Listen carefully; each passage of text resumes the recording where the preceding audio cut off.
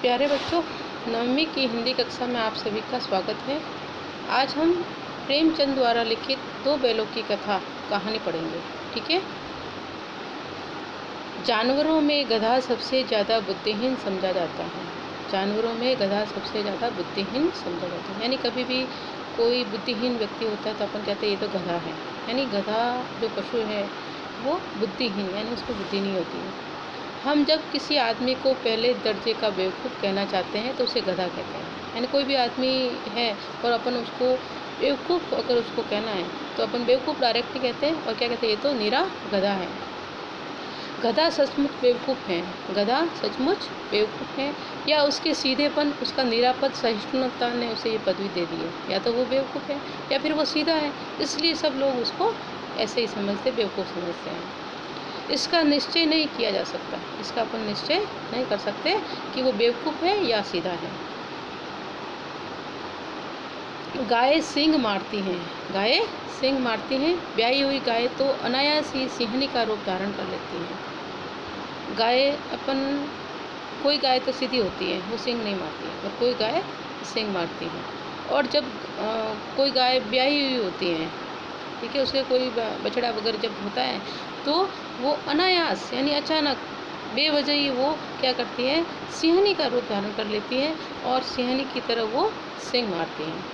कुत्ता भी बहुत गरीब जानवर है। कुत्ता भी एक गरीब जानवर है। यानी इसमें अलग पशुओं के बारे में उनकी जो प्रवृत्ति है कैसी होती है, उनकी अलग अलग प्रवृत्ति के बारे में बताया है। कुत्ता भी बहुत गरीब जानवर है, लेकिन कभी कभी उसे भी क्रोध आ ही जाता है। उसको गरीब जानवर क्यों कहते हैं? क्योंकि न तो वो खुद कमाता है, यानी कोई भी उसको रोटी डालते हैं तो वो रोटी खाता है। कोई भी खाना वगैरह डालते हैं ना, वही खाता है। बाकी अपने मालिक के प्रति पूरी वफादारी निभाता है। तो कुत्ता भी बहुत गरीब जानवर है, लेकिन कभी कभी उसे भी क्रोध आ ही जाता है। वो वफादार होता है, गरीब है, लेकिन कभी कभी उसको भी क्रोध आ जाता है। किंतु गधे को कभी क्रोध करते नहीं सुना। लेकिन गधा कभी भी क्रोध नहीं करता है, क्योंकि वो एकदम सीधा जानवर है। ठीक है। जितना चाहो गरीब को मारो, चाहे जैसी खराब सड़ी हुई घास सामने डाल दो, उसके चेहरे पर कभी असंतोष की छाया भी नहीं दिखेगी। यानी गधे को अपन गरीब समझ के, उसको सीधा समझ के, कैसी भी उसको सड़ी गली घास डाल दो, मगर वो कभी भी असंतोष का भाव नहीं दिखाता है। यानी जो गरीब व्यक्ति है उसको जैसा भी रुखा सूखा मिलता है वो उसमें अपना गुजारा कर लेता है और अपने मन में कभी असंतोष का भाव नहीं दिखाता है। वो अपने आप को ऐसे कि जितना मेरे को मिला है उसमें ही मैं खुश हूँ। बैसाख में चाहे एक आध बार कुलेल कर लेता हो, पर हमने तो उसे कभी खुश होते नहीं देखा। यानी बैसाख का महीना जब आता है तब वो कुलेल कर लेता है, यानी खुश हो जाता है। लेकिन लेखक कह रहा है कि हमने तो कभी उसे खुश होते नहीं देखा। जब भी अपन गधे को देखते हैं वो एकदम उदास ही रहता है, क्योंकि उसकी भले ही वो पशु है, बाकी फीलिंग सबकी होती है। वो भी अपना जो उसके जो महसूस करता है वो संवेदनशील होता है। ठीक है।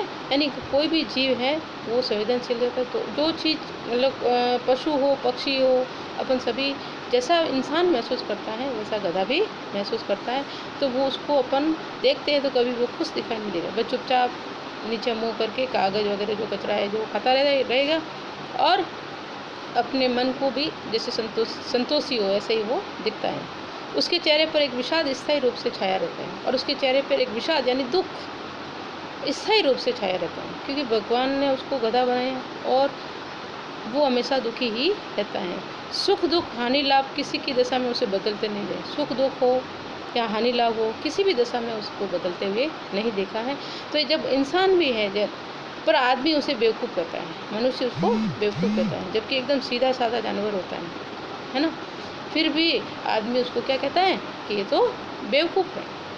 वो चुपचाप जो भी मिलता है उसको खाते हैं। तो इसी प्रकार से जो गरीब तबके के लोग होते हैं वो क्या करते हैं, जो भी उनको मिलता है चुपचाप वो रूखा सूखा जैसा भी है, मगर वो अपने मजदूरी करके कमाते हैं, खाते पीते हैं और खुश रहते हैं। अपने जीवन में कभी असंतुष्टि का भाव नहीं लाते, असंतोष का भाव नहीं लाते हैं। तो जो पैसे वाले लोग होते हैं उनको हर चीज़ प्राप्त करने की बहुत ही होती है, मगर जो गरीब लोग होते हैं जितना मिलता है उतना खा लेते हैं। ठीक है।